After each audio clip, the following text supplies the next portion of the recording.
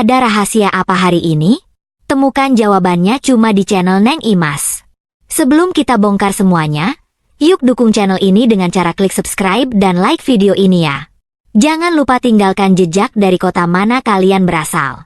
Suamiku membelikan sebuah boneka beruang raksasa dengan alasan agar aku tidak kesepian saat ia dinas keluar kota. Namun, kengerian tak masuk akal menyergapku. Malam itu, boneka tersebut lenyap dari rak, malah mencekik leher anakku sambil memutar tawa mengerikan. Hujan deras mengguyur malam tanpa ampun, seolah langit ikut menumpahkan kemarahan yang tak mampu lagi kubendung. Petir menyambar, menerangi sejenak pelataran rumah mewah yang selama 5 tahun ini kusebut sebagai surga kecilku. Namun malam ini, surga itu berubah menjadi neraka. Tubuhku terhempas keras ke atas aspal yang basah dan dingin. Lututku berbenturan dengan batu kerikil jalanan, meninggalkan rasa perih yang menjalar cepat hingga ke tulang. Tapi rasa sakit fisik itu tidak ada apa-apanya dibandingkan dengan pemandangan di depanku. Di balik pagar besi tempa yang menjulang tinggi, berdiri laki-laki yang kusebut suami, Anton. Wajahnya yang biasanya selalu memasang topeng kelembutan kini berubah beringas, urat lehernya menonjol, dan matanya menatapku dengan kilat kebencian yang nyata. Di sebelahnya, ibu mertuaku, Rahayu, berdiri dengan angku sambil mendekap erat anak semata wayangku, Dika. Dika menangis histeris, meronta-ronta dari pelukan neneknya, menjulurkan tangan kecilnya ke arahku sambil terus berteriak memanggilku. Ibu, ibu, lepasin Dika. Dika mau sama ibu. Setiap jeritan Dika adalah sayatan pedang di jantungku. Aku mencoba bangkit, mengabaikan gaun tidurku yang kini kotor oleh lumpur dan basah kuyup oleh hujan. Namun, sebelum tanganku sempat menyentuh jeruji besi pagar, Anton lebih dulu menendang pagar itu dari dalam hingga berderit keras, membuatku terlonjak mundur. Jangan berani-berani kamu menginjakan kaki kotor dan gila itu di rumah ini lagi, Jingga, raung Anton. Suaranya mengalahkan gemuruh hujan. Kamu perempuan sinting. Istri macam apa yang mencoba mencelakai darah dagingnya sendiri dengan alasan konyol? Boneka mencekik anak kita? Alasan macam apa itu? Kamu berhalusinasi. Kamu sudah benar-benar kehilangan akal sehatmu. Teriakan Anton tidak hanya ditujukan padaku. Ia sengaja mengeraskan suaranya. Aku bisa melihat dari sudut mataku, lampu-lampu di rumah tetangga sebelah mulai menyala. Satu persatu, penghuni perumahan elit ini menyingkap gorden mereka. Pak RT, Satpam Kompleks, dan beberapa asisten rumah tangga tetangga berdiri di teras masing-masing, menonton pertunjukan tragis ini seperti sedang menyaksikan sinetron murahan. Anton sedang membangun narasinya. Ia sedang memainkan perannya sebagai suami yang tersakiti dan ayah yang protektif, sementara aku diposisikan sebagai ibu gila yang berbahaya. Rahayu, ibu mertuaku, tidak melewatkan kesempatan emas ini untuk ikut menghancurkanku. Dengan nada suara yang dibuat-buat agar terdengar bergetar karena ngeri, namun bibirnya menyunggingkan senyum kemenangan, ia menunjuk tepat ke wajahku. Sudah sejak lama aku curiga ada yang tidak beres dengan otakmu, Jingga. Sejak awal aku bilang pada Anton, kamu bukan perempuan yang pantas untuknya. Kamu cuma perempuan kampung yang beruntung dinikahi anakku. Sekarang lihat buktinya. Kamu mau membunuh cucuku. Untung Anton cepat pulang dan memergoki kegilaanmu. Kalau tidak, Dika mungkin sudah mati di tangan ibunya yang stres ini. Aku tidak gila. Teriakku, suaraku parau, bersaing dengan derai hujan. Kalian yang buta. Boneka itu benar-benar bergerak. Boneka itu ada di atas Dika dan... Cukup, potong Anton bengis. Ia mengeluarkan ponselnya dan mengarahkannya padaku, mungkin merekam kondisiku yang tampak kacau balau, rambut lepek menempel di wajah, dan pakaian kotor. Bukti visual yang sempurna untuk sidang hak asuh anak nanti. Besok, pengacaraku akan mengirimkan surat cerai. Aku akan mengambil hak asuh penuh atas Dika. Kamu tidak akan pernah melihatnya lagi. Dan soal rumah ini, beserta semua isinya, jangan harap kamu bisa membawa sepeser pun. Kamu keluar dari sini hanya dengan pakaian yang melekat di badanmu. Pergi sana ke rumah sakit jiwa. Rahayu menambahkan dengan nada meremehkan. Pergi jauh-jauh. Jangan jadi benalu lagi di keluarga kami. Besok kami akan panggil ustaz untuk membersihkan rumah ini dari aura negatif yang kamu bawa. Ayo masuk, Anton. Udara malam tidak baik untuk Dika, apalagi setelah trauma melihat ibunya kesurupan. Rahayu berbalik, menarik paksa tubuh kecil Dika yang masih menangis meronta. Pintu utama rumah mewah itu terbuka lebar, menelan sosok anakku yang terus memanggilku. Ibu, ibu.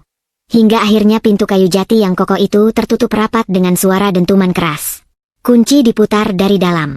Bunyi klik itu seolah menjadi palu hakim yang memvonis perpisahanku dengan duniaku. Lampu teras dimatikan. Pagar besi terkunci rapat. Para tetangga yang sejak tadi menonton mulai menutup gorden mereka kembali. Mungkin berbisik-bisik membicarakan istri direktur yang tiba-tiba menjadi gila di tengah malam. Aku ditinggalkan sendirian di luar pagar, berdiri di bawah guyuran hujan badai yang semakin mengganas. Air hujan menyapu air mataku. Perlahan, isak tangisku mereda. Deru napasku yang tadinya memburu karena panik dan putus asa, kini mulai berubah menjadi ritme yang stabil dan teratur. Tanganku yang gemetar kini mengepal kuat di sisi tubuhku. Aku mendongak, menatap lantai 2 rumah itu. Kamar utama, tempat di mana Anton dan aku seharusnya berbagi cerita, kini gelap. Aku tahu Anton sedang berdiri di balik gorden itu, menatapku ke bawah, memastikan aku hancur, memastikan aku menyerah dan pergi merangkak mencari perlindungan. Ia dan ibunya pasti sedang merayakan kemenangan mereka di dalam sana. Mereka mengira telah berhasil membuang sampah dari kehidupan mewah mereka. Mereka mengira telah menguasai segalanya. Sebuah tawa kecil, kering, dan dingin tiba-tiba meluncur dari bibirku. Tawa itu terdengar asing bahkan di telingaku sendiri. Tawa yang lahir dari kedalaman ironi yang sangat menggelikan. Mereka memanggilku benalu. Mereka mengancam akan merampas rumah ini dariku. Mereka mengancam akan memiskinkanku. Betapa bodohnya mereka. Betapa butanya Anton yang terlalu sibuk berselingkuh dan menumpuk kebohongan, hingga ia lupa dengan siapa sebenarnya ia berurusan. Rumah mewah bergaya klasik yang sedang ia kunci rapat-rapat dari dalam itu, rumah yang ia pamerkan pada rekan-rekan bisnisnya sebagai simbol kesuksesannya, sama sekali bukan miliknya. Sertifikat hak milik asli rumah ini tersimpan rapi di sebuah brankas rahasia di bank, terdaftar murni atas namaku, Jingga. Aku membelinya dengan uangku sendiri 2 tahun sebelum kami menikah, dan membiarkan Anton merasa menjadi tuan rumah demi menjaga harga dirinya sebagai laki-laki. Dan perusahaannya? Perusahaan properti bergengsi tempat Anton duduk sebagai direktur operasional. Tempat ia mendapatkan semua fasilitas mewah dan uang yang selama ini ia hambur-hamburkan untuk menipuku? Aku adalah penyandang dana utamanya. Aku adalah pemegang saham mayoritas yang bergerak dalam bayangan, menggunakan entitas bisnis agar identitasku tidak terekspos. Anton hanyalah boneka yang kududukan di kursi direktur. Sebuah pion yang bisa kusingkirkan hanya dengan satu jentikan jari. Malam ini, mereka telah melakukan kesalahan terbesar dalam hidup mereka. Mengambil Dika dariku adalah garis batas yang seharusnya tidak pernah mereka lewati. Aku mengusap wajahku yang basah oleh air hujan. Aku tidak gila. Halusinasi tidak meninggalkan jejak serpihan logam dan bulu di karpet. Apa yang kulihat malam itu, kengerian yang membuat darahku membeku saat boneka beruang itu menekan leher Dika, bukanlah ulah hantu atau iblis dari dunia lain. Aku tahu itu. Tawa melengking dari dalam perut boneka itu bukanlah suara setan. Itu adalah rekaman. Rekaman suara yang sangat kukenal, meskipun mencoba disamarkan. Ini bukan hal mistis. Ini adalah sebuah sabotase. Sebuah rencana kejam dan terstruktur untuk menyingkirkanku, membuatku terlihat tidak waras di mata hukum, sehingga Anton bisa menguasai segalanya tanpa harus repot membagi harta gonogini. Mereka merencanakan pembunuhan karakter, dan bahkan lebih buruk, mereka membahayakan nyawa anakku sendiri demi memuluskan rencana menjijikan itu. Langkah demi langkah, aku berjalan mundur dari gerbang rumah itu. Hujan masih turun, tapi aku tidak lagi merasakan dinginnya. Ada api yang baru saja tersulut di dalam dadaku. Api kemarahan yang jernih, tajam, dan mematikan. Aku menoleh ke ujung jalan, melihat lampu mobil taksi yang mendekat. Aku melambaikan tangan, menghentikan taksi tersebut, dan masuk ke dalamnya. "Kemana, Bu?" tanya sopir taksi, tampak terkejut melihat kondisiku yang basah kuyup. "Ke Jalan Sudirman, Pak," jawabku tenang. Suaraku tidak lagi bergetar. "Ke kantor pengacara." Aku menatap keluar jendela yang berembun. Anton mengira ini adalah akhir dari diriku. Ia salah besar. Ini adalah akhir dari dirinya. Babak pertama mungkin milik mereka, tapi aku yang akan menuliskan akhir cerita ini. Dan percayalah, mereka akan memohon agar aku benar-benar gila, daripada harus menghadapi apa yang akan aku lakukan pada mereka sebagai seorang ibu yang waras dan memiliki segalanya. Udara di dalam taksi terasa hangat, perlahan mengeringkan pakaianku yang basah, namun tidak sedikit pun mampu menghangatkan hatiku yang telah membeku. Sambil menatap jalanan ibu kota yang lengang di dini hari, ingatanku tanpa sadar terlempar ke 1 minggu yang lalu. Ke hari di mana kebohongan ini merayap masuk ke dalam rumahku secara terang-terangan. Pagi itu cuaca sangat cerah. Aku sedang membuatkan sarapan untuk Dika ketika Anton turun dari lantai 2 dengan setelan kemeja rapi dan koper kecil di tangannya. Aroma parfum mahalnya, parfum yang kubelikan sebagai hadiah ulang tahunnya bulan lalu dengan harga belasan juta, menguar memenuhi ruang makan. Wajahnya berseri-seri, senyumnya terkembang lebar seolah ia tidak punya beban hidup sama sekali. Aku harus berangkat sekarang, sayang, ucap Anton sambil mengecup puncak kepalaku dengan lembut. Sebuah kecupan yang dulu kuanggap sebagai bentuk cinta. Ada proyek besar di luar kota. Kliennya sangat rewel. Aku harus turun tangan langsung. Mungkin aku akan berada di sana sekitar seminggu, atau paling lama 10 hari. Bisnis properti sedang sangat lesu. Kamu tahu kan? Aku harus benar-benar memastikan proyek ini tembus agar kas perusahaan kita kembali stabil. Aku mengangguk percaya. Selama bertahun-tahun pernikahan kami, itulah mantra yang selalu ia rapalkan. Bisnis sedang sulit. Perusahaan butuh suntikan dana. Klien susah dihadapi.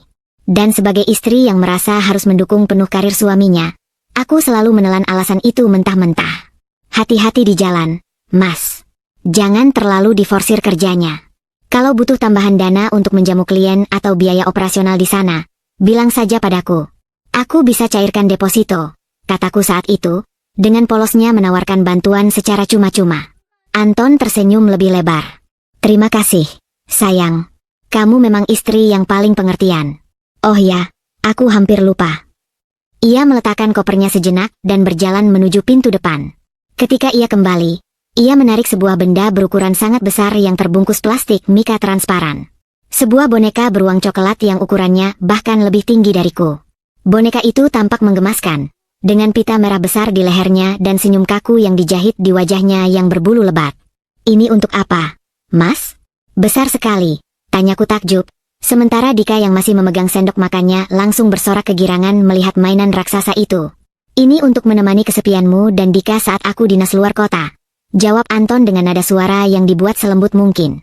Ia berjongkok, mengelus rambut Dika, lalu menatapku. Aku tahu aku sering meninggalkan kalian demi pekerjaan. Aku merasa bersalah, sayang. Jadi, biarkan boneka ini jadi penggantiku sementara. Kalau kalian rindu, peluk saja beruang ini. Aku benar-benar tersentuh saat itu. Kupikir suamiku adalah pria yang romantis, yang memikirkan perasaan istri dan anaknya di tengah kesibukan pekerjaannya yang menumpuk. Aku bahkan membantunya merapikan kerah kemejanya sebelum ia masuk ke dalam mobil, melepaskannya pergi dengan harapan baik. Betapa bodohnya aku. Boneka itu bukan simbol cinta, melainkan sebuah senjata yang ia susupkan ke dalam rumahku sendiri. Selama 5 tahun kami hidup bersama, aku hidup dalam ilusi pernikahan yang sempurna. Anton selalu menempatkan dirinya sebagai kepala keluarga yang bekerja keras, namun selalu terbentur oleh ketidakberuntungan dalam bisnis. Ia mengeluh tentang rekan kerja yang menipunya, tentang tender yang lepas, tentang biaya operasional yang membengkak. Setiap kali ia mengeluh, aku selalu menjadi dewa penyelamatnya. Aku mentransfer ratusan juta tanpa banyak bertanya. Ia memintanya untuk gaji karyawan, untuk izin bangunan, untuk menutupi kerugian. Ia terus-menerus menggerogoti keuanganku dengan alasan demi masa depan keluarga kami. Secara perlahan, ia merendahkanku, membuatku merasa bahwa tanpa bantuannya dalam mengelola urusan luar, aku hanyalah perempuan tidak kompeten. Ia sering berkata bahwa dunia bisnis terlalu kejam untukku, jadi aku cukup diam di rumah mengurus anak. Ia memanipulasi kepercayaanku, membuatku merasa bergantung padanya secara emosional. Sementara secara finansial, dialah yang menyedot keuanganku. Dan puncak dari semua kebusukan itu mulai tercium saat aku tak sengaja menemukan sebuah struk pembayaran di saku celananya saat hendak mencuci pakaian sebulan yang lalu. Struk dari sebuah butik perhiasan ternama. Pembelian sebuah kalung berlian seharga ratusan juta rupiah. Tanggal pembeliannya adalah hari di mana ia memintaku mencairkan dana darurat dengan alasan perusahaannya sedang diaudit pajak dan rekeningnya dibekukan sementara. Aku tidak langsung marah saat itu. Aku mencoba berpikir positif. Mungkin itu kejutan untuk hari jadi pernikahan kami. Namun, hari jadi kami berlalu begitu saja tanpa ada perhiasan apapun. Aku mulai menyelidiki. Aku mengutus orang kepercayaanku, Alan, yang juga pengacaraku, untuk mencari tahu kemana sebenarnya aliran dana yang selama ini Anton minta dariku. Laporan yang Alan berikan padaku beberapa hari sebelum Anton berangkat dengan dalih dinas itu adalah kenyataan yang pahit. Anton tidak pernah mengalami kesulitan bisnis. Perusahaan berjalan lancar berkat suntikan danaku. Uang miliaran rupiah yang selama ini kumuntahkan untuknya mengalir deras ke satu muara. Rekening seorang perempuan bernama Sylvie.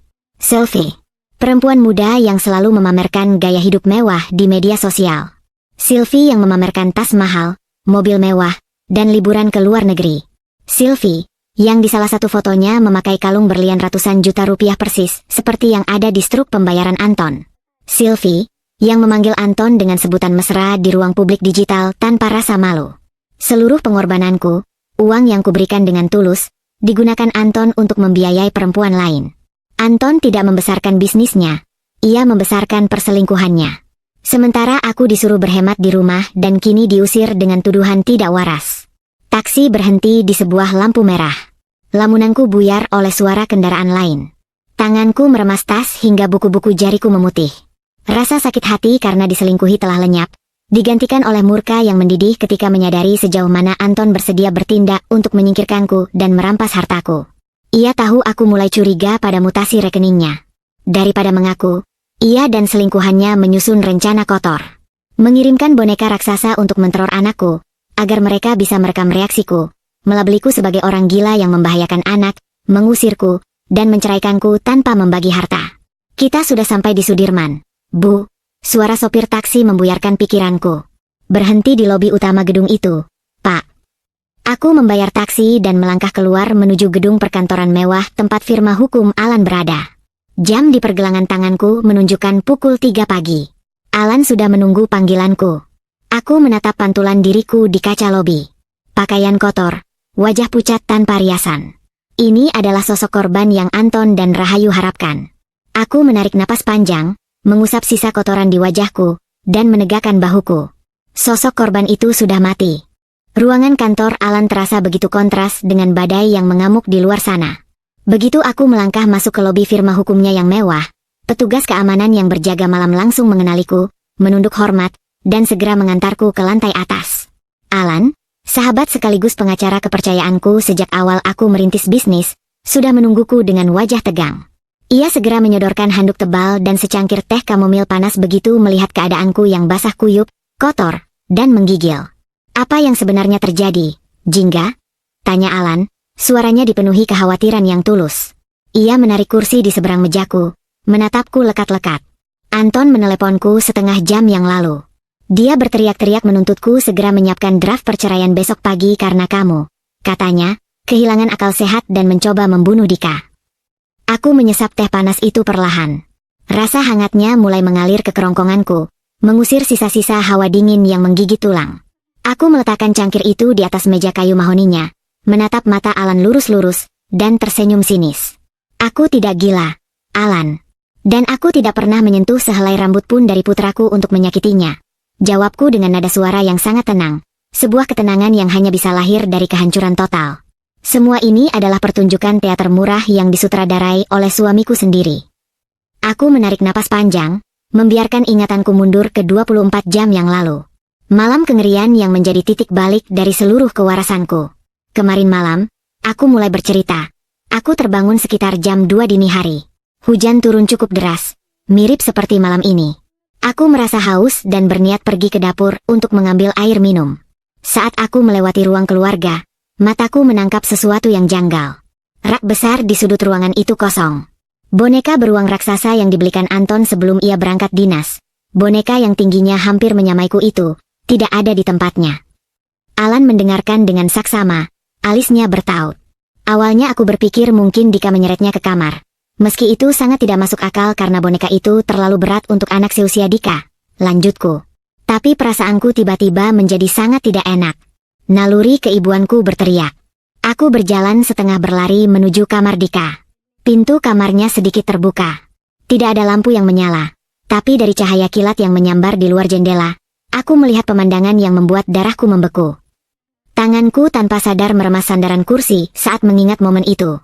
Boneka beruang itu ada di atas tempat tidur Dika. Benda mati itu tidak tergeletak. Alan. Boneka itu menindih tubuh kecil anakku. Salah satu lengan beruang yang tebal dan berat itu menekan tepat di atas leher Dika. Dika sedang meronta-ronta dalam tidurnya, wajahnya merah padam karena kesulitan bernapas, tapi ia terlalu lemah untuk menyingkirkan beban seberat itu. Astaga, Jingga. Gumam Alan, matanya membelalak ngeri. Tapi itu belum bagian terburuknya, potongku cepat. Saat aku terpaku di ambang pintu, mencoba mencerna apa yang kulihat, aku mendengar suara. Suara itu berasal dari dalam perut boneka beruang tersebut. Sebuah tawa perempuan. Tawa yang melengking, mengejek, dan sangat kukenal. Itu suara Sylvie, Alan.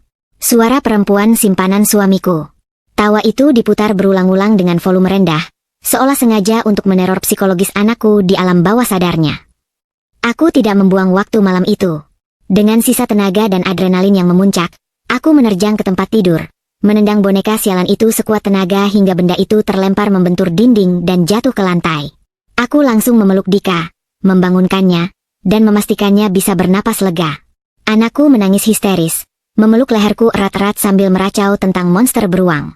Aku butuh waktu hampir 1 jam untuk menenangkannya dan menidurkannya kembali di kamarku dengan pintu terkunci rapat. Setelah Dika aman, kemarahanku mengambil alih. Aku kembali ke kamarnya, menyeret boneka beruang itu ke tengah ruangan, dan mengambil pisau daging dari dapur. Tanpa ragu, aku merobek jahitan di bagian perut boneka tersebut. Kapas dan busa berhamburan keluar. Tebak apa yang kutemukan di dalamnya, Alan? Tanyaku, menatap pengacaraku itu dengan sorot mata dingin. Mekanisme mesin, tebak Alan. Aku mengangguk. Tepat sekali. Di balik tumpukan busa itu, ada kerangka besi ringan dengan motor penggerak servo di bagian lengan dan kakinya. Ada modul pengeras suara 2 arah yang terhubung dengan penerima sinyal nirkabel. Dan yang paling menjijikan, salah satu mata kancing boneka itu ternyata adalah lensa kamera pengintai beresolusi tinggi. Mereka sedang mengawasi rumahku dari jauh. Mereka memutar tawa itu dan menggerakkan lengan boneka tersebut menggunakan kendali jarak jauh. Aku menjelaskan kepada Alan bagaimana aku tidak langsung panik dan lari keluar rumah. Otak bisnisku yang selalu terbiasa memecahkan masalah pelik mengambil alih. Aku mengambil laptopku, menyambungkannya ke jaringan nirkabel rumah, dan melacak arus data yang keluar dari alamat IP kamera pengintai tersebut. Mengingat mereka membutuhkan koneksi yang stabil dan latensi rendah untuk menggerakkan mesin secara langsung sambil melihat video, aku yakin mereka tidak berada jauh dari rumah. Dan tebakanku benar. Sinyal itu memancar dari sebuah alamat protokol jaringan yang merujuk pada koneksi internet sebuah hotel butik eksklusif yang jaraknya hanya 2 km dari kompleks perumahanku. Malam itu juga, aku memanggil Bei Sumi, asisten rumah tanggaku yang paling setia. Kataku melanjutkan cerita. Aku menyuruhnya tidur di dalam kamar bersama Dika dan mengunci pintu dari dalam. Aku melarangnya membukakan pintu untuk siapapun, termasuk Anton, jika dia tiba-tiba pulang. Setelah memastikan mereka aman, aku menyalakan mobil dan pergi ke hotel tersebut. Aku merogoh saku jaket yang dipinjamkan asisten Alan, mengeluarkan ponselku yang layarnya sedikit retak namun masih menyala terang. Aku tiba di hotel itu sekitar pukul 3 pagi. Menemukan kamar mereka sangat mudah. Aku meretas akses lokasi ponsel Anton menggunakan akun email yang selama ini ia biarkan terbuka di tablet kerjanya di rumah. Kamar nomor 412. Aku menggunakan alasan darurat medis kepada resepsionis, menyelipkan beberapa lembar ratusan ribu, dan berhasil mendapatkan kartu akses cadangan. Aku membuka galeri foto di ponselku dan menggesernya ke hadapan Alan. Saat aku masuk ke kamar itu, baunya sangat menjijikan. Percampuran antara alkohol murah, asap rokok, dan parfum menyengat. Anton dan Sylvie tergeletak di atas ranjang dalam keadaan mabuk berat dan tanpa busana. Di atas meja nakas di samping mereka, ada sebuah laptop yang layarnya masih menyala, menampilkan umpan video langsung dari kamar Dika yang kini sudah kosong. Di sebelahnya ada alat kendali jarak jauh yang menyerupai pengontrol konsol permainan genggam. Aku tidak menangis malam itu saat melihat suamiku tidur dengan perempuan lain. Air mataku sudah mengering sejak lama. Yang kurasakan hanyalah rasa jijik yang luar biasa. Aku mendekati Anton, mengambil ponselnya yang tergeletak di bantal, dan memasukkan kata sandinya. Tahun kelahirannya. Benar-benar pria yang mudah ditebak dan tidak kreatif. Aku memindahkan semua data penting malam itu. Alan, kataku sambil terus menggeser foto di layarku. Aku menemukan grup obrolan mereka. Mereka menamai rencana ini, Operasi Istri Gila. Rencananya sangat rapi. Meneror Dika dengan boneka itu agar aku panik dan terlihat berhalusinasi. Anton sengaja pulang malam ini, sehari setelah teror itu, untuk berpura-pura menangkap basah diriku yang sedang, kumat, menghancurkan mainan anakku. Dia sudah menyusun semuanya dengan ibunya, Rahayu, yang memang sejak dulu membenciku. Alan menatap layar ponselku, membaca satu persatu tangkapan layar percakapan Anton dan Sylvie dengan rahang mengeras. Tapi yang paling berharga bukan hanya bukti niat jahat mereka. Alan, kataku, senyum tipisku semakin tajam. Aku menemukan kelemahan absolut Sylvie. Senjata pamungkas yang akan kugunakan untuk menghancurkannya. Aku menunjukkan sebuah tangkapan layar percakapan panjang antara Anton dan Sylvie yang terjadi sebulan lalu. Di sana, Anton mengajak Sylvie datang ke sebuah pesta perayaan Halloween yang diadakan klien bisnisnya, dengan tema sirkus karnaval. Balasan Sylvie sangat emosional dan penuh ketakutan. "Jangan gila, Mas. Kamu mau aku mati berdiri? Aku sudah bilang, aku punya coulrophobia akut. Waktu umur 10 tahun, aku disekap berjam-jam di dalam gudang gelap gulita oleh penculik bertopeng badut yang gila. Sampai sekarang, melihat badut atau berada di ruang gelap total bisa membuatku hiperventilasi dan kehilangan kesadaran. Tolong, jangan pernah bawa-bawa badut atau ruangan gelap ke dalam hidupku, Mas." "Dia takut pada badut dan ruang gelap," gumam Alan, menatapku dengan tatapan kagum sekaligus ngeri. "Ya," jawabku mantap. Dan aku juga mengunduh seluruh mutasi rekening siluman Anton dari ponsel itu. Bukti penggelapan dana perusahaanku senilai 15 miliar rupiah yang ia gunakan untuk membelikan perempuan itu mobil, apartemen, dan perhiasan. Malam itu, aku keluar dari kamar hotel mereka seperti hantu, tanpa meninggalkan jejak apapun. Aku pulang ke rumah, menjahit kembali perut boneka itu dengan rapi, dan menunggunya memainkan sandiwaranya malam ini. Aku menyandarkan tubuhku ke kursi, merasakan kelelahan mulai menggerogoti otot-ototku, namun pikiranku menyala terang benderang. Malam ini dia pulang, berpura-pura panik melihatku memegang pisau di dekat Dika yang sedang menangis, dan langsung mengeksekusi pengusiranku di depan para tetangga. Dia pikir dia menang, Alan. Dia pikir dia telah mendapatkan segalanya. Aku menatap Alan lekat-lekat. Dia tidak tahu, malam itu di hotel, aku tidak hanya menemukan senjata. Aku sedang menempa pedang yang akan memenggal kepala kesombongannya. Cahaya matahari pagi mulai menyusup dari balik kerai vertikal di jendela kantor Alan. Hujan badai semalam telah berganti menjadi pagi yang cerah dan sejuk. Namun suasana di dalam ruangan ini terasa sangat sibuk dan tegang. Aku telah mengganti pakaianku dengan setelan blazer hitam yang dibawakan oleh asisten Alan. Penampilanku kembali tajam dan profesional. Ibu rumah tangga yang menangis di aspal semalam telah mati, digantikan oleh CEO yang siap menghancurkan lawannya. "Ini percobaan pembunuhan yang terencana, jingga," geram Alan sambil memukul meja kerjanya setelah selesai memeriksa semua bukti yang kubawa. "Kita tidak perlu menunggu lagi. Aku bisa menelepon kenalanku di kepolisian sekarang juga. Kita seret Anton dan perempuan murahan itu ke penjara hari ini juga." Aku menggeleng pelan, menyilangkan kakiku dengan elegan. "Tidak, Alan. Penjara adalah jalan keluar yang terlalu mudah dan terlalu nyaman bagi mereka saat ini. Jika kita langsung menangkap mereka sekarang, Anton masih memiliki rasa percaya diri. Dia masih mengira dia memiliki kuasa atas perusahaanku, atas rumahku, atas anakku. Aku tidak ingin menghukumnya. Aku ingin menghancurkannya. Aku ingin melihat harga dirinya hancur berkeping-keping di depan mata semua orang yang selama ini ia bohongi." Alan menatapku sejenak, lalu menghela napas pasrah, mengerti bahwa jika keputusanku sudah bulat, tidak ada yang bisa mengubahnya. "Lalu, apa rencana pertamamu?" Mereka masih menyekap Dika di rumah itu bersama Rahayu. Mendengar nama anakku, hatiku berdenyut nyeri, tapi aku tidak membiarkan emosi menguasaiku. Itu adalah langkah pertama kita hari ini. Kita mengambil kembali milikku. Pukul 8 pagi, aku tahu dari jadwal hariannya bahwa Anton pasti sudah berangkat menuju kantor perusahaanku, berpura-pura menjadi direktur yang sibuk dan sukses, sambil menyiapkan draft perceraian dengan pengacara perusahaannya. Ini berarti, di rumah mewahku itu, hanya tersisa ibu mertuaku, Rahayu, dan Dika, beserta para asisten rumah tangga. Aku, Alan, dan 2 orang petugas keamanan berseragam gelap dari firma hukumnya berangkat menuju rumahku. Mobil SUV hitam kami berhenti tepat di depan gerbang besi yang semalam menjadi saksi bisu pengusiranku. Penjaga pos keamanan kompleks sempat ragu. Namun saat melihat dokumen hak milik rumah yang ditunjukkan Alan, ia langsung membukakan portal. Aku turun dari mobil, berjalan dengan langkah pasti melewati pelataran. Pintu utama terkunci. Aku mengeluarkan kunci duplikat utama, kunci yang sengaja kurahasiakan dari Anton, dan membuka pintu itu dengan mudah. Suara decitan pintu membuat Rahayu yang sedang duduk di sofa ruang keluarga sambil menonton televisi terlonjak kaget. "Kamu?" pekik Rahayu. Matanya melotot tajam melihatku masuk bersama 3 pria berwajah keras. Berani-beraninya kamu menginjakan kaki di sini lagi. Perempuan gila. Keluar. Atau aku telepon polisi sekarang juga. Aku tidak memedulikan teriakannya. Tatapanku menyapu ruangan dan menemukan Dika sedang duduk di ruang makan bersama Bei Sumi. Wajah anakku terlihat sembab dan ketakutan. Begitu melihatku, mata Dika berbinar. Ia berlari kencang ke arahku. Ibu, ibu, teriaknya sambil menabrakkan tubuh mungilnya ke pelukanku. Aku mendekapnya erat, mencium puncak kepalanya berulang kali, memastikan tidak ada satupun luka pada dirinya. Ibu di sini, sayang.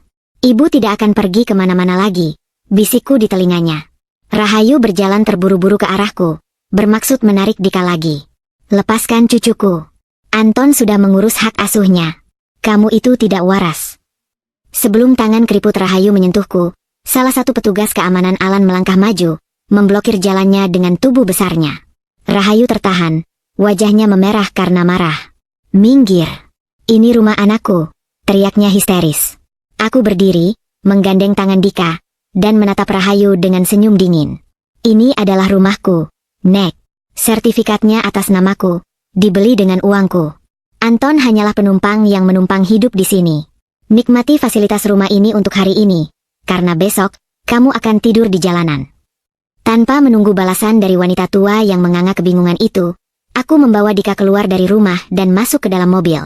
Aku meminta Alan untuk menempatkan Dika di rumah perlindungan yang aman miliknya, dijaga ketat oleh orang-orangnya, agar Anton tidak bisa menyentuhnya sama sekali sebelum rencanaku selesai. Kembali ke kantor Alan, langkah kedua dari perencanaanku dimulai. Konsolidasi senjata. Sambungkan laptopku ke layar proyektor besarmu.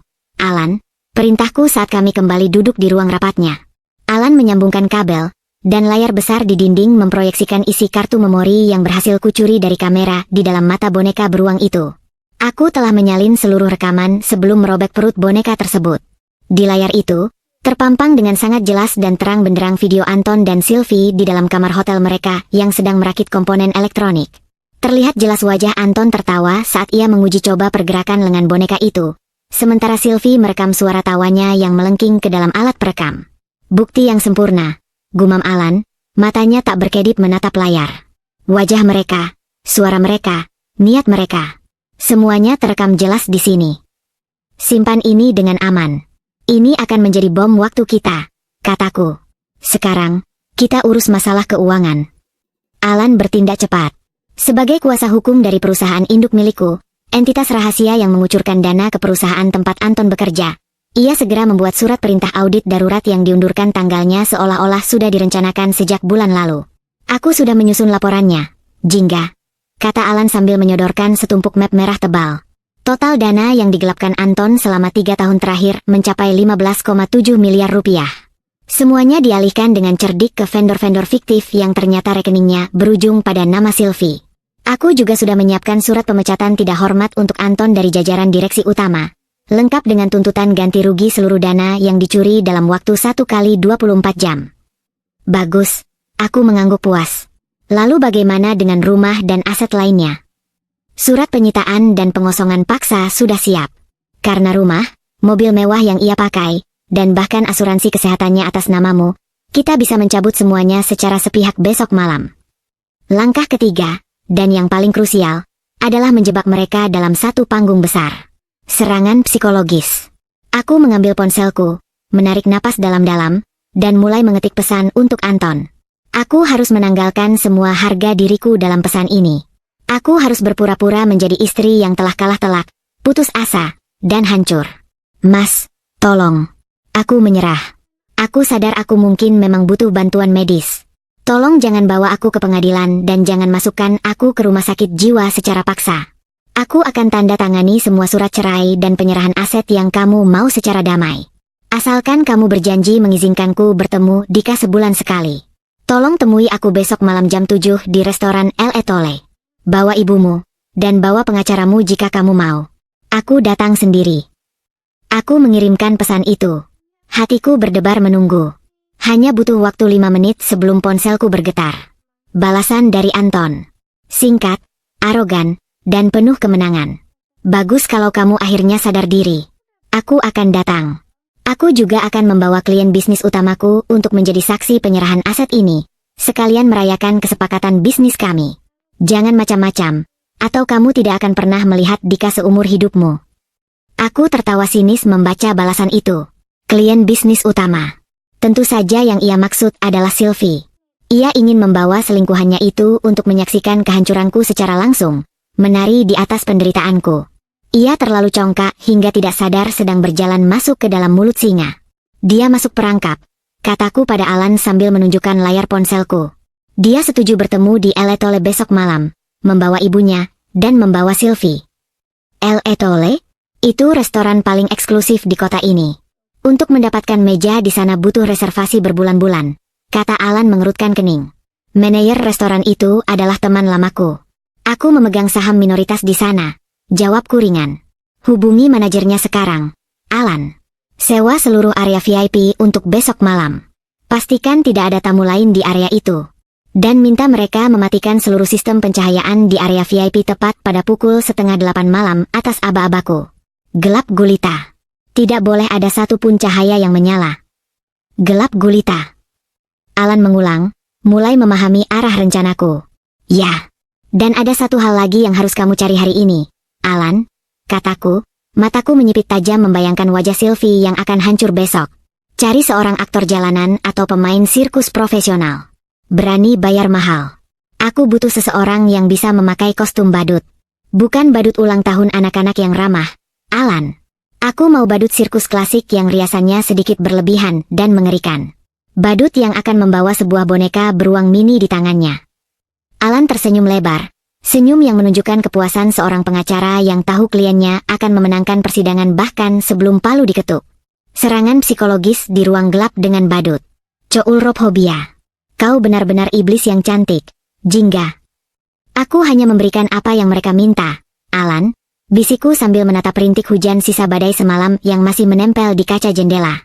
Mereka mencoba bermain teater horor di dalam rumahku dengan anakku sebagai korbannya. Besok malam, aku yang akan menyutradarai panggungnya. Dan aku pastikan, pertunjukan besok tidak akan memiliki akhir yang bahagia untuk mereka. Malam itu turun dengan perlahan, membawa serta udara dingin sisa hujan badai yang melanda kota sejak kemarin.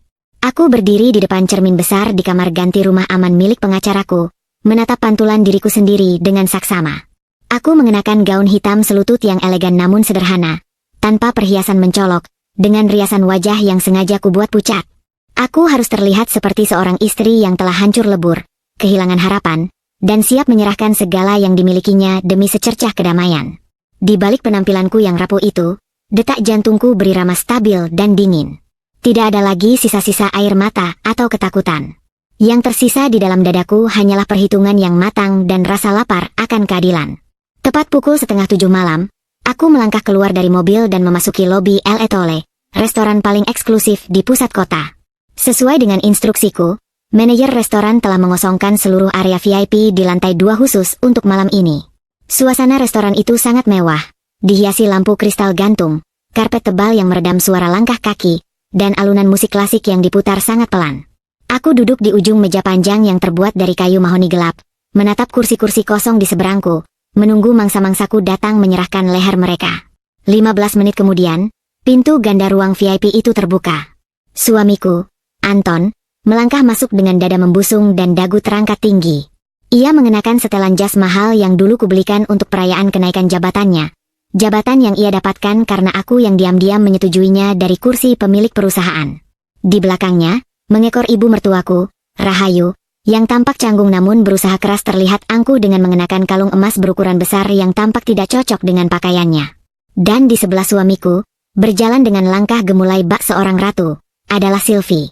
Perempuan simpanan itu mengenakan gaun merah menyala yang terlalu mencolok untuk sebuah pertemuan makan malam, menampilkan senyum palsu yang merendahkan. Suamiku menarik kursi untuk Sylvie dengan gaya ksatria pelindung, lalu menarik kursi untuk ibunya. Sebelum akhirnya ia sendiri duduk tepat di seberangku. Ia menatapku dari ujung kepala hingga ujung kaki, dan aku bisa melihat kilat kepuasan di matanya saat melihat wajah pucat dan penampilanku yang tampak lesu. Ia benar-benar mengira aku telah hancur sepenuhnya. Aku tidak menyangka kamu benar-benar berani datang sendiri ke tempat semewah ini, Jingga. Setidaknya kamu masih punya sedikit akal sehat untuk tidak mempermalukan dirimu sendiri lebih jauh. Buka suamiku dengan nada suara yang berat dan penuh arogansi. Ia melipat kedua tangannya di atas meja, menatapku seolah aku adalah serangga yang menjijikan. Aku menundukkan pandanganku, meremas ujung gaunku dengan kedua tangan yang sengaja ku buat gemetar. Aku hanya ingin semua ini cepat selesai.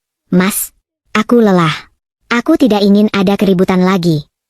Ibu mertuaku mendengus keras, membuang muka dengan ekspresi jijik. Tentu saja kamu lelah. Orang gila mana yang tidak lelah mengarang cerita tentang boneka yang hidup? Kamu itu aib keluarga. Beruntung anakku masih berbaik hati mau menemuimu dan tidak langsung menjebloskanmu ke sel tahanan atau rumah sakit jiwa. Aku membiarkan hinaan itu mengudara tanpa perlawanan, menelan ludah dengan susah payah seakan-akan kata-kata itu menyakitiku. Pandanganku kemudian beralih pada perempuan bergaun merah di sebelah suamiku. Sylvie menatapku dengan tatapan kasihan yang sangat dibuat-buat, sebuah tatapan merendahkan dari seorang perampas yang merasa telah memenangkan piala utama. Oh ya, Jingga, kenalkan. Suamiku berdeham, menunjuk ke arah Sylvie dengan sikap formal yang dipaksakan. Ini Nona Sylvie. Dia adalah klien bisnis utamaku, investor penting di perusahaan tempatku bekerja. Kebetulan kami ada jadwal makan malam untuk membahas proyek besar setelah ini. Jadi aku mengajaknya kemari untuk sekaligus menjadi saksi netral dalam penandatanganan dokumen kita. Agar semuanya jelas dan berkekuatan hukum. Kebohongan itu meluncur dari mulutnya dengan sangat lancar dan tanpa celah. Jika aku tidak berdiri di kamar hotel mereka dini hari kemarin, aku mungkin akan mempercayainya. Aku menatap Sylvie dan memberikan anggukan kecil yang lemah. Salam kenal, Nona Sylvie. Maaf Anda harus menyaksikan masalah keluarga yang tidak menyenangkan ini. Oh, tidak apa-apa, Mbak Jingga. Mas Anton sudah menceritakan semuanya padaku tentang kondisi kesehatan mental Mbak yang sedang tidak stabil. Saya turut prihatin, jawab Sylvie dengan suara yang dibuat selembut sutra. Namun matanya menyala dengan kemenangan yang congkak. Terkadang, melepaskan segalanya adalah jalan terbaik untuk proses penyembuhan diri. Aku hampir saja tertawa mendengar kalimat munafik itu, namun aku menahannya dan terus memainkan peranku. Suamiku kemudian mengeluarkan sebuah map kulit berwarna coklat dari dalam tas kerjanya dan melemparkannya ke tengah meja hingga menimbulkan suara tamparan yang keras. Di dalam situ ada surat pernyataan perceraian, surat penyerahan hak asuh anak secara penuh kepadaku, dan surat pelepasan hak atas rumah dan seluruh aset yang selama ini kita gunakan. Semuanya sudah disusun rapi oleh pengacaraku. Kamu tinggal membubuhkan tanda tanganmu di atas meterai yang sudah kusiapkan. Perintah suamiku dengan nada mutlak, tidak menerima penolakan. Tanda tangani sekarang. Dan aku berjanji tidak akan menuntutmu atas percobaan pembunuhan terhadap anak kita. Kamu bisa pergi dari hidup kami dengan tenang. Aku menatap map coklat itu dengan nanar. Tanganku perlahan bergerak menyentuh pinggiran map tersebut, seolah-olah benda itu sangat berat. Aku membiarkan keheningan menguasai ruangan selama beberapa detik, membangun ketegangan yang membuat mereka bertiga semakin tidak sabar untuk melihat kehancuranku. Jam di dinding menunjukkan pukul 7:28 menit. 2 menit lagi menuju waktu yang telah kusepakati dengan manajer restoran. Bagaimana dengan anakku, Mas? Tanyaku dengan suara parau, menatap tepat ke mata suamiku. Apakah aku masih diizinkan melihatnya? Hanya sebulan sekali. Tolong, Mas. Dia satu-satunya hartaku yang tersisa. Ibu mertuaku langsung menggebrak meja. Jangan mimpi. Kamu pikir aku akan membiarkan perempuan sinting sepertimu mendekati cucuku lagi? Tidak akan pernah. Anakku akan mencari istri baru yang lebih waras dan terhormat untuk menjadi ibu yang baik bagi anak itu. Suamiku mengangkat sebelah tangannya, menyuruh ibunya diam, lalu menatapku dengan senyum tipis yang meremehkan. Kita lihat nanti, Jingga. Kalau kamu patuh dan ngoceh macam-macam di luar sana, mungkin aku akan mempertimbangkannya. Sekarang, jangan buang waktu klienku. Tanda tangani surat itu. Aku menarik napas panjang. Waktu berjalan dengan sangat lambat. Detik demi detik berlalu di kepalaku. Aku menatap lurus ke arah Sylvie, melihat wajahnya yang tersenyum puas melihat perempuan sah yang posisinya berhasil ia hancurkan. Jam dinding berdetak tepat di angka 7:30.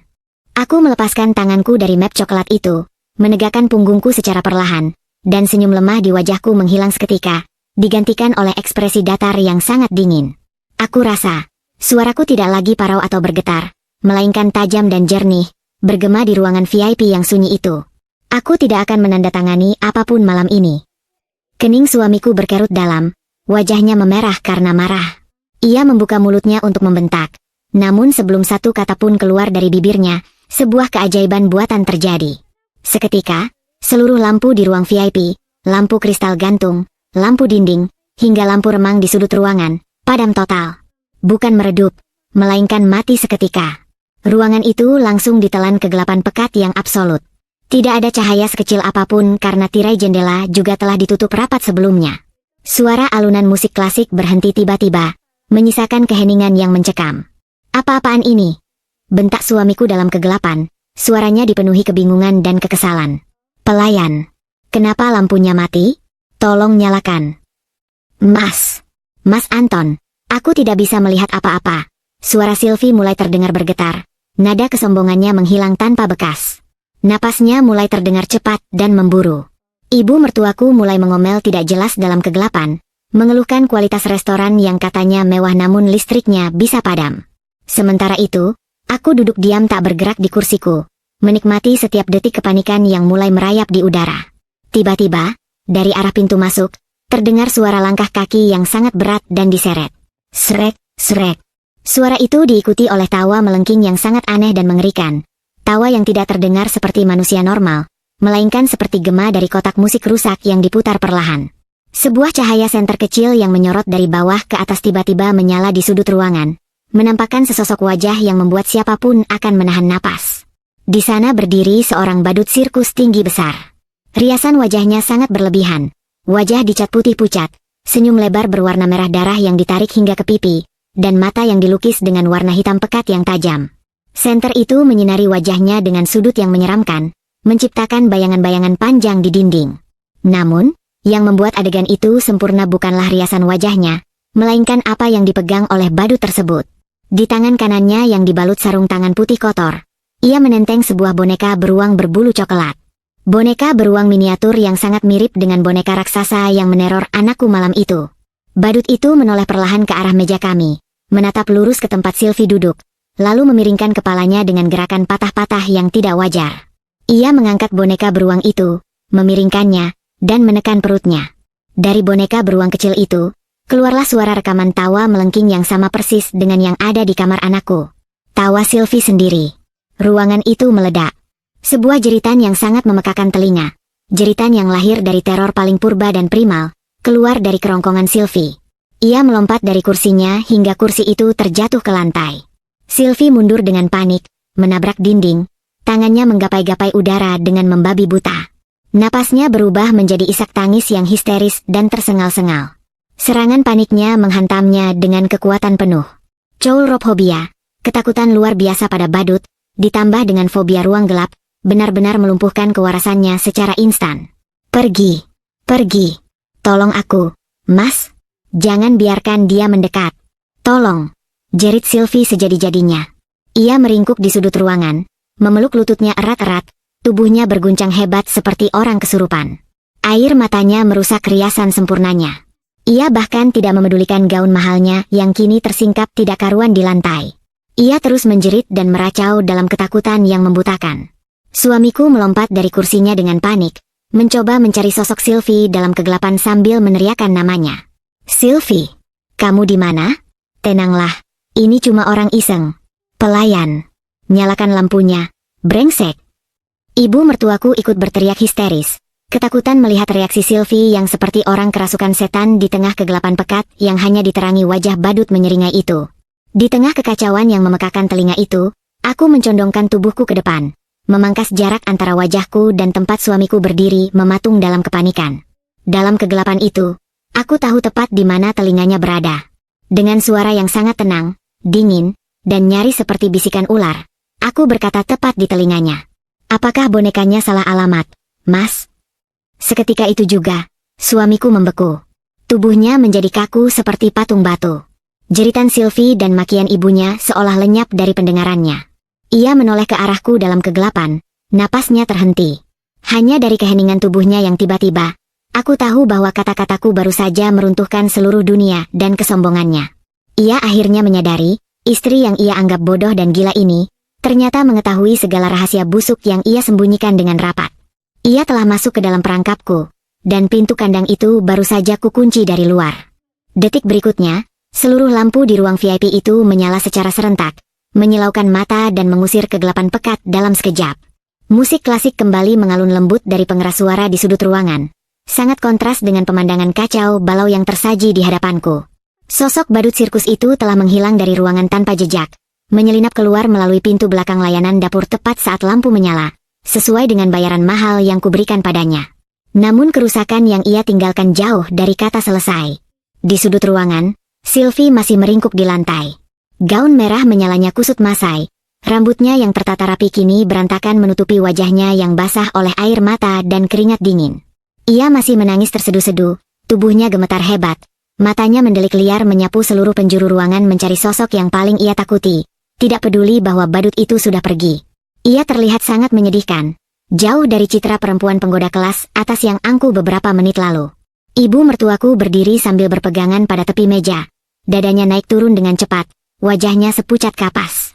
Ia menatap Sylvie dengan kebingungan dan ketakutan yang campur aduk. Namun yang paling memuaskan adalah melihat ekspresi suamiku. Wajah Anton tidak lagi memancarkan arogansi dan kemenangan. Wajahnya memucat. Matanya membelalak lebar menatapku dengan campuran antara syok, ketidakpercayaan, dan teror yang nyata. Kata-kataku tentang boneka yang salah alamat tadi telah melubangi seluruh pertahanan mentalnya. Ia berdiri mematung, napasnya memburu, sementara otaknya bekerja keras memproses bencana yang baru saja menimpanya. Apa maksudmu dengan boneka itu, Jingga? Suara suamiku bergetar, mencoba mempertahankan sedikit sisa wibawanya, namun gagal total. Ia menelan ludah dengan kasar. Kamu yang merencanakan semua kegilaan ini? Kamu sengaja menakut-nakuti klienku dengan menyewa orang berdandan badut. Kamu benar-benar sudah gila. Kamu telah mempermalukanku dan menghancurkan pertemuan bisnis pentingku. Ia mulai berteriak, mencoba menutupi kepanikannya dengan kemarahan buatan. Ia menudingkan telunjuknya tepat ke wajahku. Kamu pikir dengan tindakan kekanak-kanakan ini kamu bisa lari dari perceraian? Aku akan menuntutmu malam ini juga. Aku akan pastikan kamu dijebloskan ke sel tahanan karena menyerang klienku secara mental. Aku tidak bergeming sedikit pun dari kursiku. Aku menatap ujung jarinya yang gemetar, lalu menatap matanya dengan senyum tipis yang mematikan.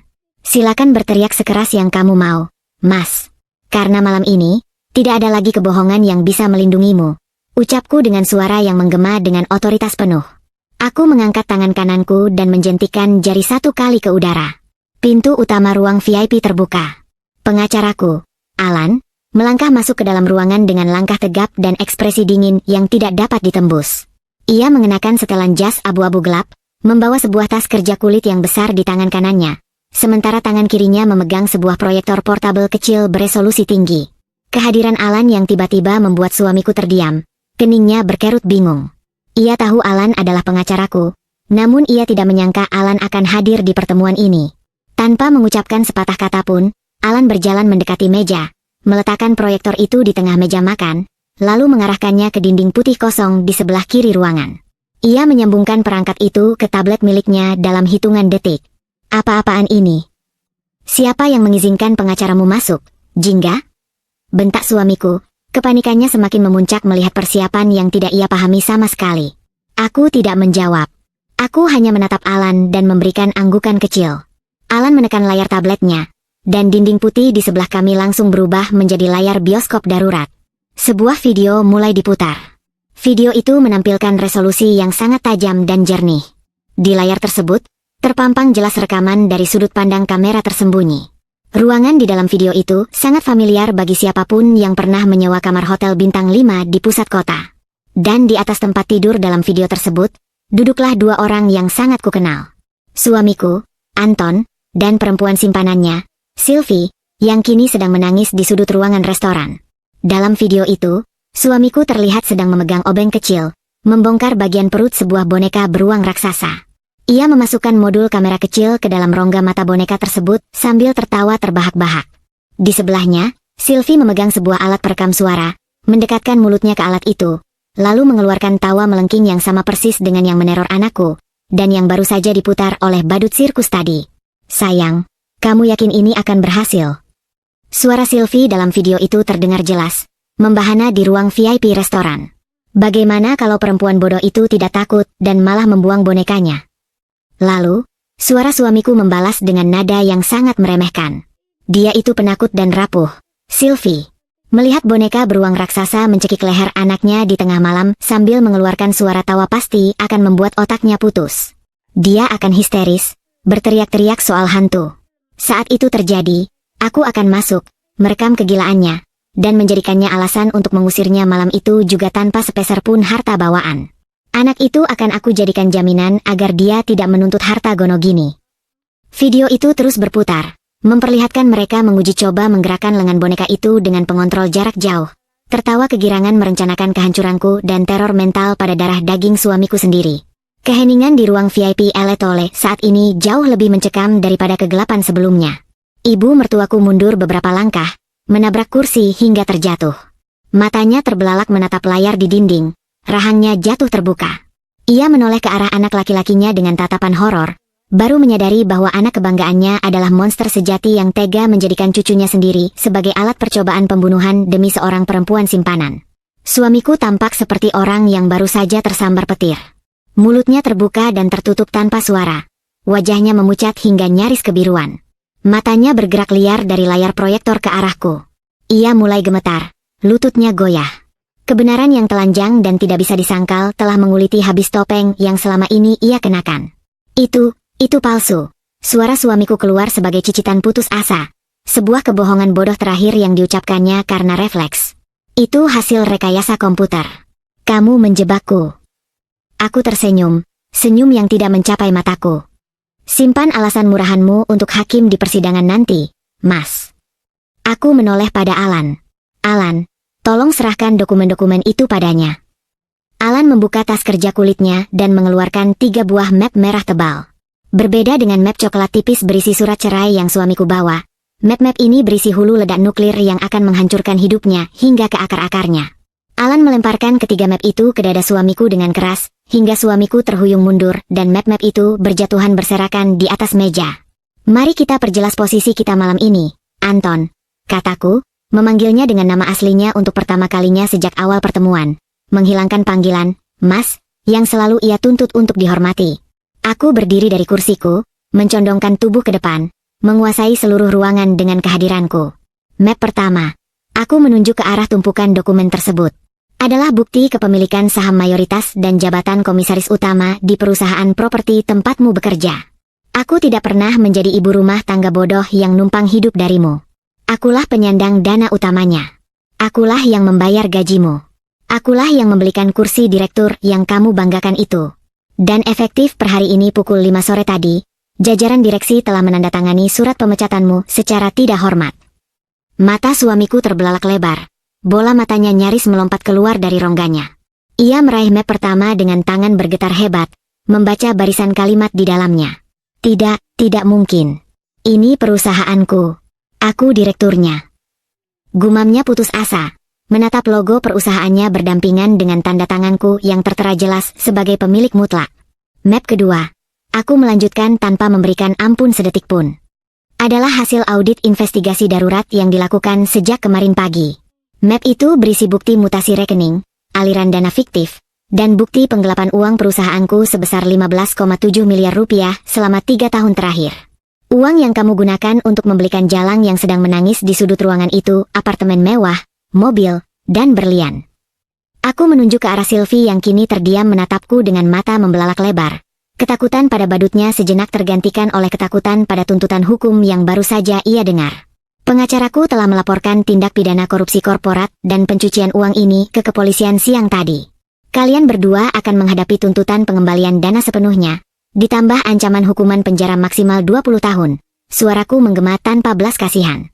Dan map ketiga, aku beralih menatap ibu mertuaku, yang kini memegangi dadanya, terlihat seolah akan pingsan kapan saja. Adalah salinan sertifikat hak milik atas rumah mewah yang semalam kalian kunci dari dalam untuk mengusirku. Rumah itu dibeli dengan uangku, atas namaku, sebelum kita menikah. Mulai malam ini, pengacaraku telah mengeluarkan surat perintah pengosongan paksa. Keamanan perumahan tidak akan mengizinkan kalian masuk melewati gerbang. Kalian tidak berhak mengambil satu helai benang pun dari rumahku. Suamiku jatuh terduduk di kursinya. Tubuhnya merosot lemas seolah tulang-tulangnya baru saja dicabut dari tubuhnya. Ia menatap tumpukan dokumen itu, lalu menatapku. Arogansi, kemarahan, dan kesombongannya telah menguap tanpa sisa. digantikan oleh keputusasaan yang sangat gelap. Ia mencoba meraih tanganku, namun aku menarik tanganku dengan jijik. Jingga, sayang, tolong. Suaranya pecah, air mata mulai menggenang di matanya. Pemandangan seorang pengkhianat yang memohon ampun adalah hal yang paling menyedihkan sekaligus memuaskan untuk disaksikan. Aku hilaf. Aku dijebak oleh Sylvie. Dia yang merencanakan semuanya. Tolong, Jingga. Ingat pernikahan kita. Ingat Dika, anak kita. Jangan lakukan ini padaku. Aku bisa jelaskan semuanya. Kamu menggunakan anak kita sebagai alat percobaan pembunuhan dalam rencanamu yang kotor. Dan sekarang kamu berani menyebut namanya untuk mencari belas kasihan. Desisku, mataku menyala penuh kemarahan. Kamu sudah mati bagiku, Anton. Sejak kamu membiarkan boneka itu mencekik leher putraku. Ibu mertuaku tiba-tiba menerjang maju, menjatuhkan dirinya ke lantai di dekat kakiku. Wanita tua yang semalam memakiku dan menyebutku gila itu, kini menangis meraung-raung, memeluk pergelangan kakiku. Jingga, maafkan ibu, nak, ibu buta. Ibu tidak tahu kalau Anton yang merencanakan semua ini. Ibu tidak tahu kalau uang itu darimu. Tolong, jangan usir ibu dari rumah itu. Ibu sudah tua, Jingga. Ibu mau tinggal di mana kalau tidak di sana? Ibu janji akan mengurus Dika dengan baik. Ibu akan menjadi mertua yang baik. Tolong batalkan semuanya. Tangisnya memelas, suaranya melengking menyedihkan di lantai restoran mewah itu. Aku menatap wanita tua yang sedang bersujud di kakiku dengan pandangan kosong yang sangat dingin. Aku melepaskan cengkeraman tangannya dari pergelangan kakiku dengan satu sentakan kuat. Kamu sendiri yang bilang semalam, Nek, kataku dengan suara tenang yang mengiris tajam. Udara malam di jalanan sangat dingin. Bersiap-siaplah, karena mulai malam ini, jalanan adalah rumah barumu. Aku memutar tubuhku, membelakangi mereka bertiga yang kini hancur berkeping-keping di bawah beban dosa-dosa mereka sendiri. Suamiku yang menangis meratapi perusahaannya, ibu mertuaku yang meraung meratapi rumah mewahnya, dan Sylvie yang meringkuk gemetar membayangkan jeruji besi. Kita pergi, Alan. Pertunjukan di sini sudah selesai, kataku pada pengacaraku. Aku melangkah keluar dari ruang VIP Eletole, tanpa menoleh ke belakang sama sekali. Langkah kakiku terdengar mantap di atas karpet tebal, meninggalkan masa laluku yang busuk, dan berjalan menyongsong kebebasanku. Pukulan terakhir telah dieksekusi dengan sempurna, dan kini, biarkan hukum serta karma yang mengurus sisa puing-puing kehidupan mereka. Aku harus pulang, memeluk anakku, dan memberitahunya bahwa monster yang sesungguhnya telah mati. Langkah kakiku bergema di lantai marmer lobi Eletole yang megah. Di belakangku, suara raungan putus asa Anton dan jerit histeris Rahayu perlahan memudar, tertutup oleh pintu ganda ruang VIP yang tertutup rapat. Aku tidak menoleh. Sedikit pun tidak. Rasa iba yang dulu seringkali membuatku luluh kini telah menguap, digantikan oleh rasa puas yang dingin. Alan berjalan di sampingku, sesekali memeriksa ponselnya, memastikan tahap akhir dari rencana ini berjalan tanpa celah. Polisi sudah di depan. Jingga, bisik Alan tenang. Media bisnis dan beberapa tetangga dari kompleksmu juga sudah berkumpul di luar. Aku memastikan berita ini tidak akan terkubur begitu saja. Aku mengangguk kecil. Aku ingin mereka merasakan apa yang aku rasakan semalam. Dipermalukan di bawah sorotan lampu dan tatapan menghakimi dunia. Bedanya, aku dipermalukan atas fitnah keji, sementara mereka akan dipermalukan karena kebenaran yang tak terbantahkan. Begitu pintu lobi utama terbuka, hawa dingin malam menyambutku, diiringi oleh jepretan lampu kilat kamera. Alan benar-benar bekerja dengan sangat rapi. Beberapa wartawan dari portal berita ekonomi dan gaya hidup sudah bersiaga. Mereka mencium aroma skandal besar. Jatuhnya sang direktur muda yang selama ini dicitrakan sebagai bintang baru di dunia properti. Tak lama kemudian, Anton keluar dengan pengawalan 2 petugas restoran. Wajahnya tertunduk, langkahnya gontai, dan jas mahalnya kini tampak seperti beban yang menyesakan. Di belakangnya, Sylvie digiring oleh polisi wanita. Ia masih meracau pelan, matanya kosong. Sisa-sisa serangan panik tadi masih membekas jelas di wajahnya yang hancur berantakan oleh air mata. Pak Anton, benarkah Anda melakukan penggelapan dana perusahaan untuk kepentingan pribadi? Bagaimana dengan tuduhan percobaan pembunuhan terhadap anak kandung Anda sendiri? Nona Sylvie, apa peran Anda dalam skema penipuan ini? Pertanyaan-pertanyaan itu menghujam mereka seperti peluru. Anton mencoba menutupi wajahnya dengan tangan yang kini diborgol, sementara Sylvie hanya bisa menyembunyikan wajah di balik rambutnya yang kusut. Di sana, di antara kerumunan wartawan, aku melihat beberapa wajah yang sangat kukenal. Mereka adalah tetangga-tetangga elit yang semalam menonton pengusiranku dengan tatapan jijik. Sekarang, mereka berdiri di sana dengan mata membelalak, saling berbisik dengan ekspresi tidak percaya. Astaga, jadi Pak Anton yang selama ini menipu. Kasihan Bu Jingga, ternyata dia korban. Lihat perempuan selingkuhannya, menjijikan sekali. Aku tidak berhenti untuk memberikan pernyataan. Aku masuk ke dalam mobil SUV hitam milik Alan, namun aku memerintahkan sopir untuk menuju satu tempat terakhir, rumahku. Rumah yang semalam mereka gunakan untuk membuangku ke jalanan. Kami sampai di gerbang kompleks dalam waktu 15 menit. Satpam yang semalam meragukanku kini membukakan portal dengan sangat hormat, bahkan sedikit menunduk. Mobil kami berhenti tepat di depan pelataran rumah.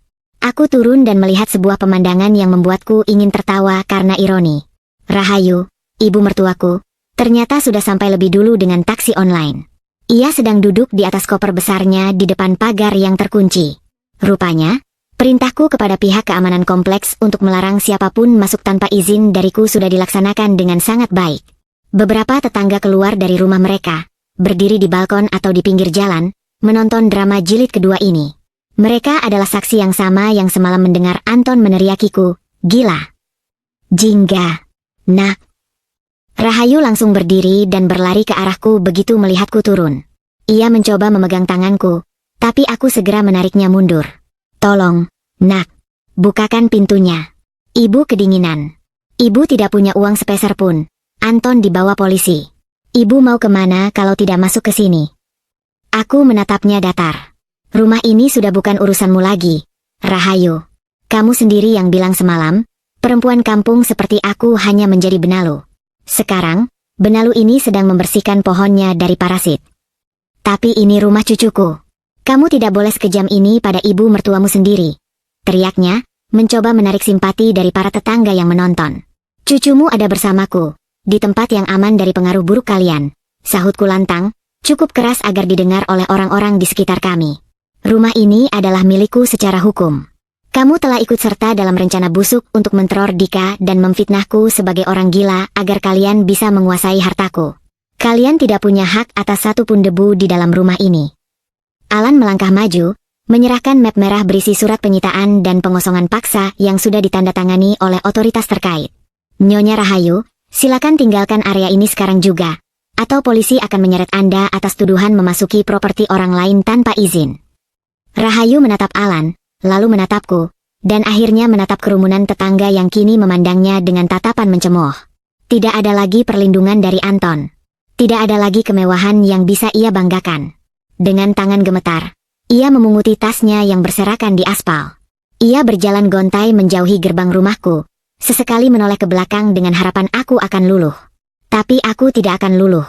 Malam ini adalah pembersihan total. Aku melangkah masuk ke dalam rumah. Suasananya sunyi. Di ruang tengah, boneka beruang raksasa itu masih ada di sana, tergeletak di lantai dengan perut yang robek sisa penyelidikanku. Benda itu tampak sangat menyedihkan dan tidak berdaya sekarang. Aku mengambil pemantik api dari atas meja pajangan. Alan, bantu aku membawa benda ini ke halaman belakang, kataku. Di halaman belakang yang luas, di bawah langit malam yang kini mulai menampakkan bintang, aku menyalakan api. Aku melemparkan boneka itu ke dalam kobaran api yang mulai membesar. Bulu sintetisnya terbakar cepat, mengeluarkan asap hitam yang membubung ke angkasa. Aku melihat rangka besi dan sirkuit elektronik di dalamnya meleleh, menghancurkan sisa-sisa alat teror yang hampir saja merampas kewarasanku. Sambil menatap api itu, aku merasakan beban berat di bahuku perlahan terangkat. Penghakiman publik telah dijatuhkan. Dunia kini tahu siapa yang benar dan siapa yang bersalah. Namun yang lebih penting, aku telah merebut kembali harga diriku. Aku telah menunjukkan bahwa seorang ibu tidak akan pernah menjadi korban pasif ketika anaknya diancam. Aku merogoh ponselku dan melakukan panggilan video. Wajah Dika muncul di layar. Ia sedang makan es krim bersama Bei Sumi di rumah aman. Ia tersenyum lebar melihatku. Ibu, kapan pulang? Dika kangen. Ibu pulang sekarang, sayang. Ibu bawa berita bagus. Monster beruangnya sudah pergi selamanya. Besok, kita akan mulai hidup baru kita di rumah kita sendiri. Ucapku dengan air mata bahagia yang akhirnya tumpah. Malam itu, aku meninggalkan rumah yang penuh kenangan pahit tersebut untuk sementara waktu. Aku membiarkan api menghanguskan sisa-sisa pengkhianatan Anton. Biarkan publik menghakiminya. Biarkan hukum menjeratnya. Aku sudah selesai dengannya. 3 tahun telah berlalu secepat kedipan mata. Aku berdiri di lantai paling atas gedung perkantoran pusat di Sudirman, menatap hamparan gedung pencakar langit Jakarta dari balik dinding kaca setinggi langit-langit. Di atas meja kerjaku yang terbuat dari marmer putih, papan nama bertuliskan, Jingga, Chief Executive Officer, berkilau terkena cahaya matahari sore. Perusahaanku kini telah berkembang 3 kali lipat sejak aku mengambil alih kemudi secara penuh dari balik layar. Pintu kantorku terbuka pelan. Seorang anak laki-laki berusia 8 tahun berlari masuk dengan semangat, mengenakan seragam sekolah dasar yang rapi. Dika. Dia tumbuh menjadi anak yang sehat, cerdas, dan sangat penyayang. Tidak ada lagi trauma yang membekas di matanya. Kejadian 3 tahun lalu kini hanyalah dongeng lama yang sudah kami kubur dalam-dalam. Ibu, lihat, Dika dapat nilai 100 untuk ujian matematikanya. Serunya sambil menunjukkan kertas ujiannya. Aku memeluknya erat, mencium keningnya dengan penuh rasa syukur. Ibu bangga sekali padamu, Dika. Bagaimana kalau kita rayakan dengan makan malam favoritmu nanti? Setuju, Ibu. Setelah Dika asyik bermain dengan mainan robotnya di sofa sudut kantor, Alan masuk membawa setumpuk dokumen dan tablet. Dia masih tetap menjadi pengacara dan tangan kananku yang paling setia. Ada kabar terbaru tentang mereka? Tanyaku santai sambil menyesap kopi hitamku. Alan duduk dan menghela napas. Anton baru saja mengajukan permohonan pembebasan bersyarat untuk ketiga kalinya, dan tentu saja ditolak. Hukuman 15 tahun karena pencucian uang dan percobaan pembunuhan terencana itu sangat sulit untuk dikurangi. Kabarnya, dia sering menjadi sasaran perundungan di sel karena kasusnya yang melibatkan kekerasan psikologis pada anak kecil. Dia tampak 10 tahun lebih tua sekarang. Jingga. Rambutnya sudah memutih semua. Aku hanya mengangguk pelan. Tidak ada rasa dendam, hanya rasa keadilan yang telah terpenuhi. Lalu perempuan itu. Sylvie masih berada di rehabilitasi kejiwaan negara. Serangan panik malam itu ternyata memicu trauma masa kecilnya secara permanen. Dia menderita skizofrenia parah dan sering berhalusinasi melihat badut di setiap sudut ruangan. Dia tidak akan pernah bisa kembali ke masyarakat dalam waktu dekat. Semua asetnya sudah disita untuk menutupi kerugian perusahaanmu, tapi itu pun masih kurang banyak. Dan Rahayu. Alan terdiam sejenak. Terakhir kali orang-orangku melihatnya, dia berada di pinggiran kota. Dia tinggal di sebuah gubuk kecil dengan beberapa tunawisma lainnya.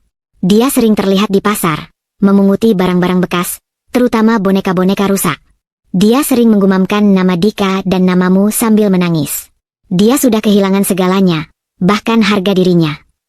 Aku berjalan menuju jendela, melihat matahari yang mulai terbenam dengan warna jingga yang indah, persis seperti namaku. Karma memang bekerja dengan caranya sendiri yang sangat puitis. Anton yang begitu memuja kekuasaan kini mendekam di penjara yang sempit. Sylvie yang begitu sombong dengan kecantikannya kini kehilangan kewarasannya. Dan Rahayu yang begitu memuja kasta dan harta kini hidup di antara tumpukan sampah. Dulu, aku berpikir bahwa kesuksesanku bergantung pada kehadiran seorang suami. Aku merasa perlu berlindung di balik bayang-bayang seorang laki-laki agar bisa diterima oleh dunia. Betapa salahnya aku. Teror boneka itu adalah berkah terselubung yang menghancurkan topeng kebohongan dalam hidupku dan memaksaku untuk berdiri di atas kakiku sendiri. Aku kini adalah perempuan yang berdaya. Aku adalah pemilik dari takdirku sendiri. Aku tidak butuh boneka raksasa untuk menemaniku agar tidak merasa kesepian. Karena aku memiliki cinta yang nyata dari putraku dan rasa hormat yang tulus dari orang-orang di sekitarku. Ibu, ayo pergi. Dika sudah lapar. Dika menarik-narik ujung blazerku. Aku tersenyum, merapikan rambutnya. Ayo, sayang. Kami berjalan keluar dari kantor, melewati lorong-lorong yang bersih dan terang. Aku tidak lagi merasa takut pada kegelapan. Aku tidak lagi curiga pada setiap sudut ruangan. Karena aku tahu, tidak ada monster yang lebih menakutkan daripada pengkhianatan, dan aku telah berhasil menaklukkannya. Hidup baru kami bukan lagi tentang pembalasan dendam, melainkan tentang pertumbuhan dan kedamaian. Saat aku masuk ke dalam lift dan melihat pantulan diriku di dinding stainless steel, aku melihat seorang perempuan yang kuat, kaya, dan yang paling penting, merdeka. Prolog hidupku penuh dengan air mata dan kengerian, namun aku memastikan bahwa setiap bab selanjutnya adalah bukti dari kemenanganku.